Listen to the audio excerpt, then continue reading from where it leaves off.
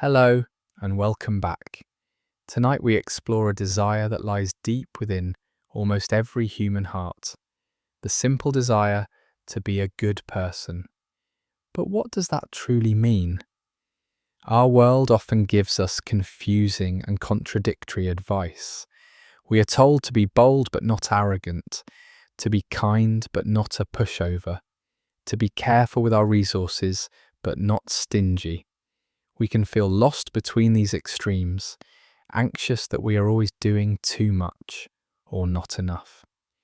If you have ever felt this confusion, or wished for a clearer, more compassionate guide to building a life of character, then this journey tonight is for you.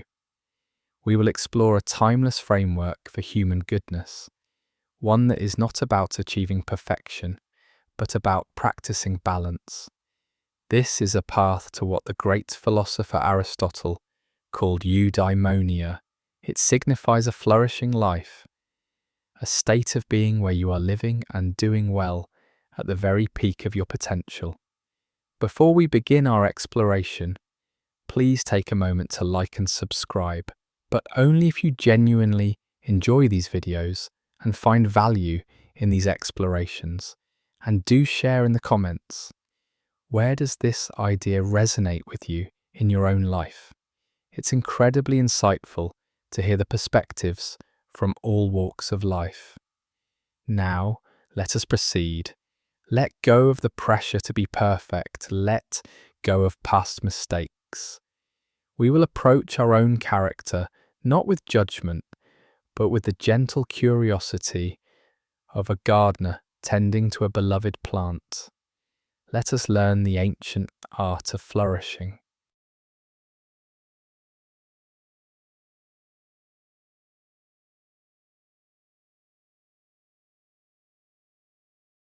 For Aristotle, every action we take aims at some good. We study to gain knowledge, we work to earn a living. But he asked, what is the ultimate good? What is the one thing we seek for its own sake, to which all other goals are merely a means?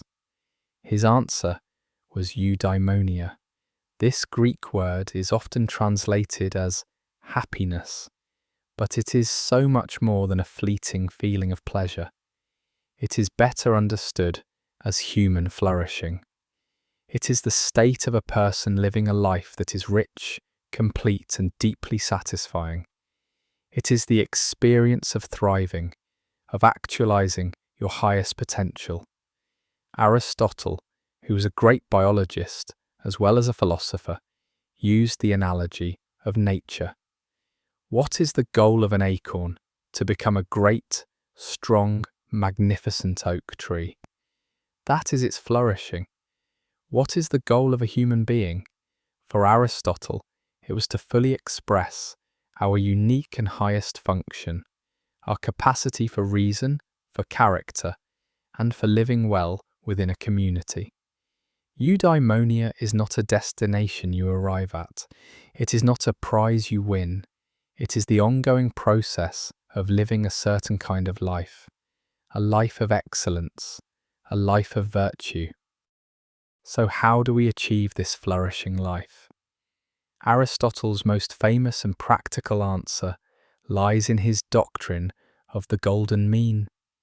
He observed that in almost every aspect of our character, the virtuous path lies as a beautiful, intelligent midpoint between two extremes or vices. One vice is a deficiency, having too little of a quality, and the other is an excess, having too much. Let's explore this with a few examples. Consider the feeling of fear. The person who has too much fear, a deficiency of confidence, acts with cowardice. The person who has too little fear, an excess of confidence, acts with recklessness. The virtue, the beautiful midpoint is courage. The courageous person feels fear. They are not reckless, but they act rightly in spite of it. Consider the act of giving. The person who gives too little is guilty of stinginess. The person who gives too much, to the point of being wasteful or harming themselves, is guilty of extravagance. The virtue, the golden mean, is generosity. The generous person gives the right amount to the right people at the right time. This applies to almost everything. The virtue of wittiness is the mean between the deficiency of being a bore who can't take a joke and the excess of being a buffoon who can't stop clowning. The virtue of modesty is the mean between the excess of shyness and the deficiency of shamelessness. This mean is not a perfect mathematical center.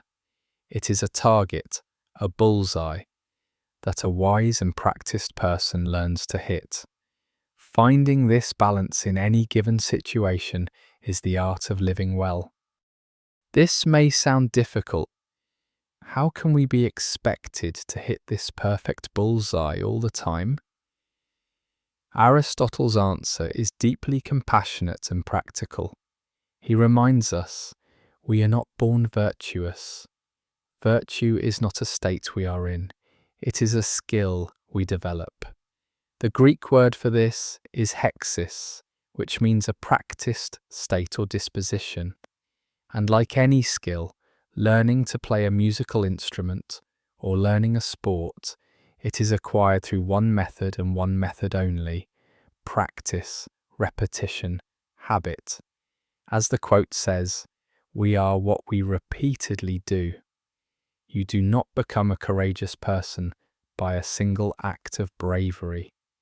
You become a courageous person by repeatedly practicing courage, day after day, in small ways and large.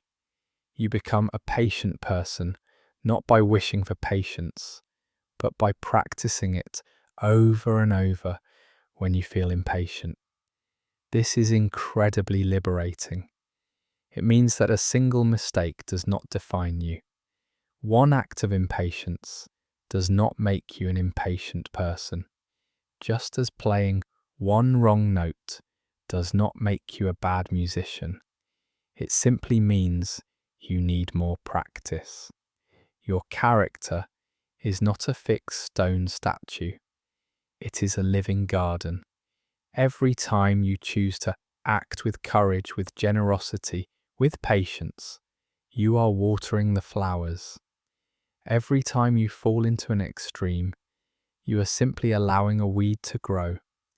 The work is not to be a perfect gardener overnight. The work is simply to show up every day and gently, patiently tend to your garden.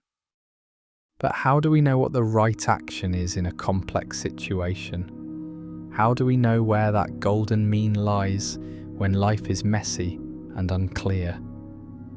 Aristotle's answer is that we must cultivate another virtue, a master virtue that guides all the others.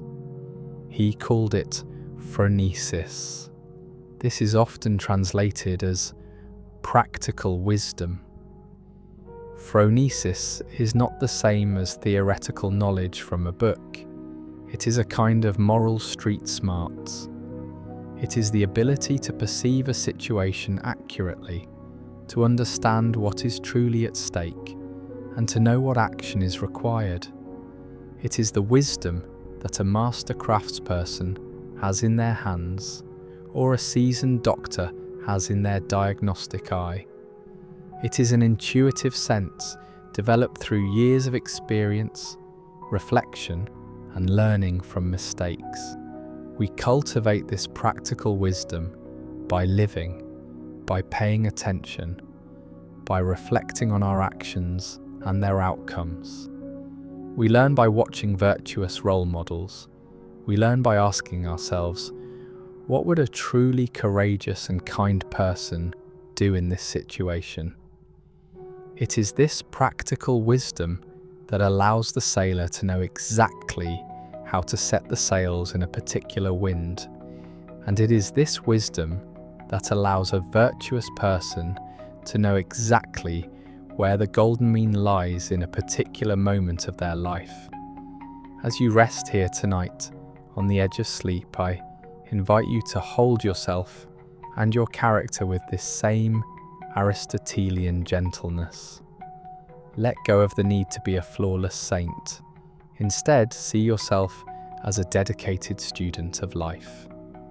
A musician practicing your scales, a gardener tending your soil. Think of one small way you can practice a virtue tomorrow. A small act of patience, a small gesture of generosity, a quiet moment of courage. This is all that is asked. As you drift off, feel a sense of profound peace, not in having arrived at perfection, but in being on the path. You are a work in progress, a beautiful human being engaged in the noble, lifelong art of flourishing. And in this gentle, consistent practice, you will find your deepest rest and your truest self.